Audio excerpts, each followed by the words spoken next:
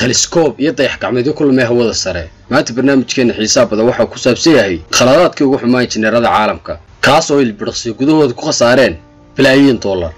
Hubble telescope waxa telescope Hubble la dhameystiray sanadku markuu ahaa taariikhda 1990 waxaana lagu tiriyaa mid kamid ah guulihii ugu waaweynaa ee bashar ku gaaray hawada sare haddana telescope-ka lagu khasaaray bilyan iyo barka dollarka wuxuu ku dhawaaday inuu ku guul dareysto hadafkii loo sameeyay kadib markay injineeradii sameeyay wax ka khaldeen waxaanay ahaayeen sawiradii ugu horeeyay ee uu ka soo diray xidigaha qaar aan caadi loo arkayn markay ay khubaradu baadheen cilada jirta waxa ay soo saareen inuu ka xoqmay muraayada hore oo dhererkeedu yahay 239 cm xaquuqaasina uu ka gaaray meel ka yar tinta aadamaha sida awgeed awoodu mu yeelo telescope inuu arko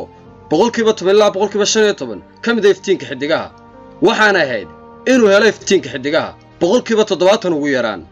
sida kale oo xumaadana waxa ahayd markii la sameeyay in la geliyo macluumaad khaldan qayb kamid ah telescope-ka oo magaceeda la yiraahdo Hubble corrector laakiin 1993 waxay ku guuleysatay wakaaladda NASA inay dhibaatadii xaliso telescope-kuna u shaqeeyo sidii la rabo kadib markuu waqti badan xumaa khubaradii sameeyay in lagu cambaarayay arrinkaas tariishadaha fargeeska diyaaradaha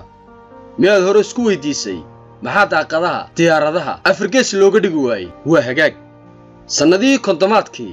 gaar ahaan markuu dhamaaday dagaalkii labaad ee adduunku waxay sameysay shirkadda loo yaqaan De Havilland diyaaradii ugu horeysay casri ah magaceedana ay u bixiyeen De Havilland Command haddaba intii u dhaxaysay sanadihii 1952 ilaa 1953 waxaa safar galay saddex nooc oo kamid ah diyaaradaha ay sameysay shirkadda De Havilland saddexdii diyaaroodna hawada ku burbureen dhammaan dadkii diyaaradaha saarnaana way ku wada dhinteen oo way ku halaagsameen markii injineeradii sameeyay dib baadheen cilada waxay ogaadeen in ciladu tahay daaqadaha fargeeska in daaqadaha fargeeska ay sabab u yihiin inay saddexda diyaaroodba hawada ku burburaan hawo saayida oo ka soo galaysa awgeed arrinkana ay ku ceebaysan yihiin khubaradii sameeyay diyaaraduhu inagoo ka jawaabna su'aashii hore taasi waa sababta maanta diyaaradaha caalamka oo dhan loogu sameeyay qaab sida ukunta oo kala ama beedka waxaana ay kala bilaabay daraasado lagu sameeyo diyuurada casri ah oo lahayn wax dariishada ama wax daaqada waxaana la sheegay in sidan bilaa daaqada ay ka amaan badan yihiin sida daaqadaha leh sababtoo ah waxa yaraanaya shidaalka isticmaalkiisa diyaaraddu iyadoo taa beddelkeeda lagu sameyn doono kuraasida rakaabka shaashada waaweyn oo muujiya dabadda diyaaradda waxa kale oo kamid ah khaladaadkii ka dhacay injineerada caalamka buundada Millennium Bridge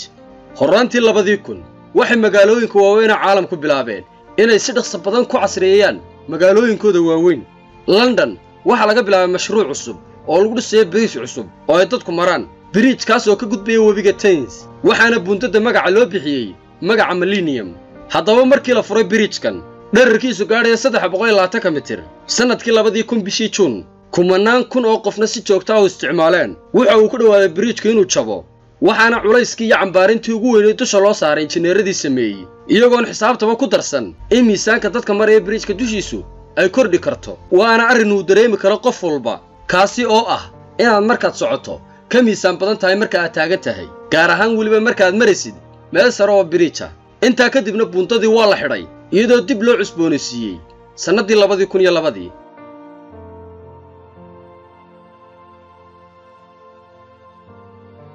Hindenburg disaster maalinu waxa la aaminsanaa in gaarigan hawada sare loo yaqaan Hindenburg uu noqon doono safarka hawada la galo kan ugu fiican uguna raaxada badan laakiin dhacdadii burburkii Hindenburg waxay meesha ka saartay aragtida waxa ay ahayd Hindenburg gaadiid uu barismaadkii dadku raaco iyadoo soo goosta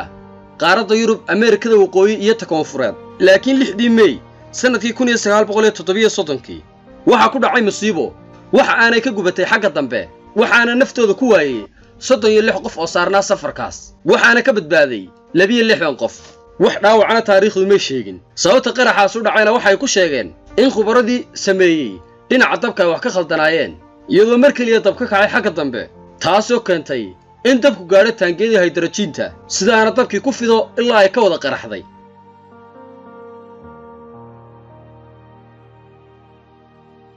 buundada Löwenberg waxa iska kaashaday wadamada Jarmalka iyo Switzerland inay bridge-kan ka dhisaan Löwenberg magaalo xuduudeedda Löwenberg ee u dhaxaysa labada dal waxaana sanadkii 2003 lagu dhisay biriijkan miisaaniyad gaadhaysa 12 milyan oo dollar. biriijku waxa uu ka kooban yahay 2 qaybood oo isku xidha magaalada Lovenberg, dhinaca dadka mara dhinacna baabuurta marta, waxaanu dul maraa webiga Rhine. arrinta la yaab kale la arkay markii biriijka la dhameeyay waxa ay tahay in 54 sentimitir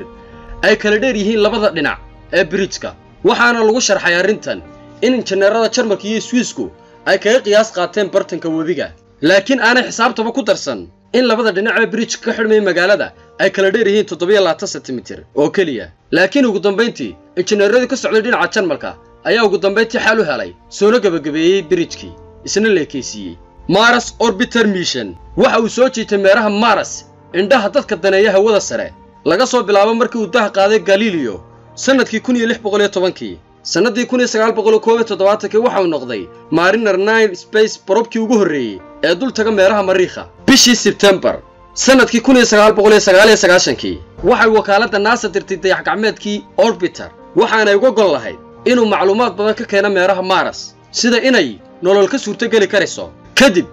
markii uu jid ku sii jiray 286 maalmood waxa uu dayax-gacmeed ku istaagay meel 600 mayl u jirta meeraha Mars, waxaana la macno tahay inuu 60 mayl dhaafay meeshii loogu talagalay inuu dayax-gacmeedku istaago. markii uu ka dhamaaday shidaalkii lagu maamulayay halkii ayuu ku istaagay kuna burburay. dhacdadana waxa sababteeda lagu sharxaa